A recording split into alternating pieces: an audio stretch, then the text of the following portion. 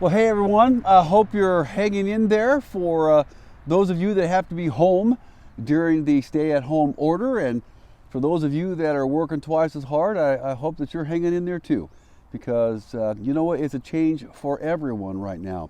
I wanted to just share with you just a thought that I got from my morning devotions. I was reading Philippians 1, and I tell you what, Philippians is a great book to be reading right now. If you just want some perspective and you want some encouragement, it is a great book. If you're wondering, boy, where do I read in the Bible right now? Hey, if you're wanting a place to read, then why don't you try Philippians this week and just see what the Lord tells you. But I want to share just a brief portion of this in chapter 1. And it says this. The Apostle Paul is writing. He says, I pray that your love will overflow more and more, and that you will keep on growing in the knowledge and understanding. For I want you to understand what really matters, so that you may live pure and blameless lives until the day of Christ's return. You know, that was the thing that just really hit me this morning, is living in a way that really matters, to understand what really matters. You know, Paul is writing from prison. The great evangelist, the guy who wrote the majority of our New Testament, now he is isolated, and he's in a Roman prison, and he is restricted, if you will, from his normal activity and movement and church planning. And if you read that first chapter, in fact, the entire book, he talks about rejoicing and joy and seeing God at work. And it's just an incredible perspective.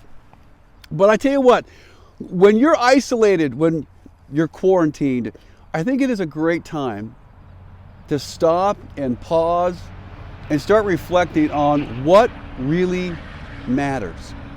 Because sometimes I think, you know, in the busyness of life, we just get so frantic and so busy, and I know I do too, and we're going through the motions of just living life. And do we ever stop and just ask ourselves and go before the Lord and say, Lord, am I living in a way that really matters, that truly matters? Because it's easy to just be busy, and often if we would just stop and look at the way we're living, we're not really living in a way that truly matters, especially as followers of Jesus. So if I could ask you to reflect on something this week, I would ask you to just go before the Lord and in your devotions and in your time with the Lord, say, Lord, for some of us that have to slow down right now, am I living life in a way that really matters? Because you know what? This will soon end. We're all going to go back to work. The busyness of life will return. The pace, the speed, it's all going to come back. And are we just going to go back to the busyness, or are we going to allow the Lord to use this time to profoundly change us? I think we all have some growing to do, myself included, in living in a way that truly matters as a follower of Jesus. So I want to do that. I want to grow in that, so that when we're done with this, I go back a better person. I go back a better husband, a better father, a better grandfather, a better pastor. We come back as better people, maybe with a little more focus on the right things. So Lord bless you.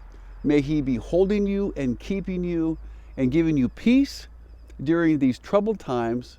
Let's remember that regardless of what happens, He is enough for us. Lord bless you today.